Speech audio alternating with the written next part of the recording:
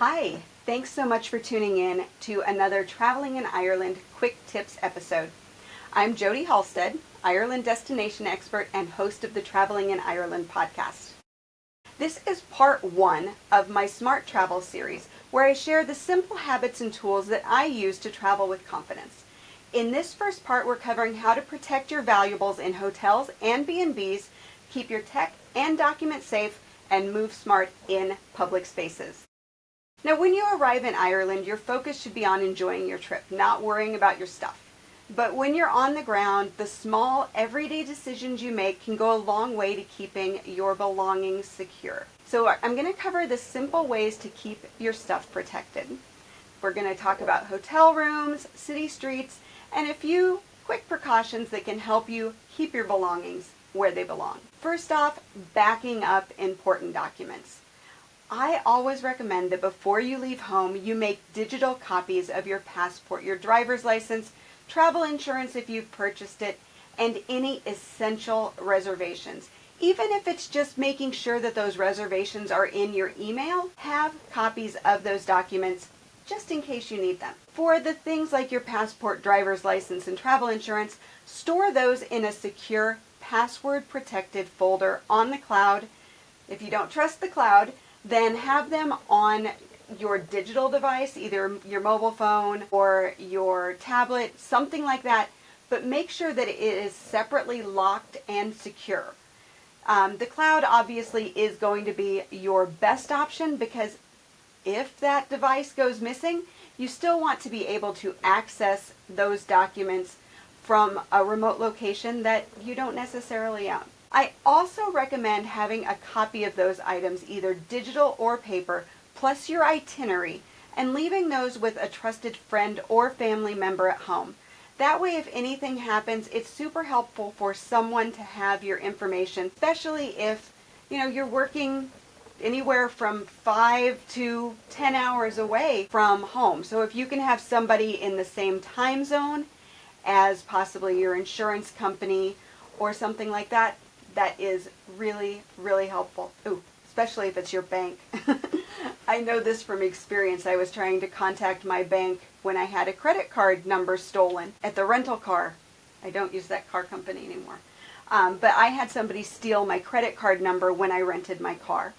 And he then booked his entire trip to New York on my credit card. So the next time I went to use it, I had a credit card with no money on it. And because I was 6 hours from home and trying to get a hold of my local bank who the credit card was through, it was really, really difficult. Thankfully, my husband was able to kind of step in. He was still at home and take care of that for me.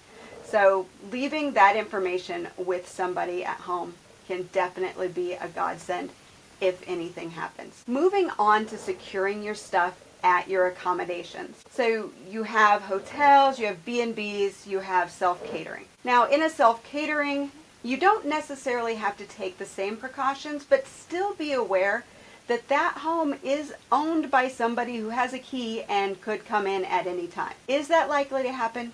No, probably not. But it still pays to be a little cautious. Now, not every hotel or B&B has an in-room safe, but when there is one, I use it. And I have a simple trick so I don't leave anything behind. When I am packing my bags, I always pack shoes first. So what I do is I will put a shoe either on or in the safe. And then when I'm packing my shoes and one is missing, I know exactly where it is and I remember to get things out of the safe as well. Now, if there's not a safe, I will put my valuables into my suitcase and then I'll tuck them in kind of less obvious spots. So inside of socks, between bags of dirty laundry, tucked inside of a pair of pants. Just less obvious, they'd really have to dig, right? And then I always lock my luggage when I'm not in the room. Is it a little paranoid? Probably. But it's that adage of better safe than sorry, right? So moving on to your tech and your data. Your phones, your tablets, your laptops, all super easy targets. And you want to make sure when you're traveling that yours are locked with a password or biometric ID and you have tracking and remote wiping capabilities turned on. This is going to help you possibly get your device back, but definitely get everything off of it if you can't. You also want to remember not to do banking, shopping, or anything involving sensitive data on public Wi-Fi. Use a VPN, or better yet, a private Wi-Fi device, like your mobile hotspot from Wi-Fi Candy, or at the very least, an eSIM to stay secure.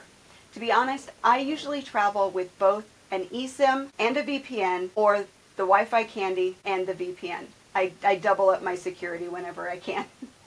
I also recommend RFID blocking items. So there are a few things that I love. I have this travel-on bag. It's super small, doesn't hold a lot, but it is RFID and my passport fits right there. It also has spots for credit cards. So I love this little bag. They make bigger ones as well, but I like to travel a little light. I have this great wallet. It's an RFID wallet. It's by Secret, S-E-C-R-I-D. It's kind of magic. Credit cards pop like that, which makes it fun to use. But I love this little wallet. Super small, fits in a pocket, fits in that bag. At the very least, go and pick up some little RFID sleeves. You can get these at any store. You can get them on Amazon. But these are RFID blocking as well. They make them also in passport size. So again, I'm overly cautious when it comes to my personal data and my money. But I've actually had credit cards and things, identities stolen. So I am now very, very careful with it. Now, as I say that, I just want to follow up with the fact that Ireland is one of the safest countries for travelers, especially solo women. But an added dose of confidence never hurts. In fact, it's one of the easiest ways to deter petty theft. So you want to walk like you know where you're going, stand up straight, be confident, even if you're following Google Maps. So a little tip for that, instead of having your phone like out loud telling everybody where you're going, put in one earbud. Keep one ear open so you can hear what's going on around you. Put in an earbud and you can hear the directions then without looking down at your phone constantly. Also, try not to flash cash. Don't look overly distracted, especially in busy spots like Temple Bar, train stations, even the airport. And just, like I said, carry yourself with confidence and make eye contact. That always helps too. So this is your first step to a safer, smoother trip in Ireland. In the next part of the series, I'm going to cover how to protect your stuff while you're traveling across Ireland with tips for self-driving and public transportation. Thanks so much for joining me. Slán for now.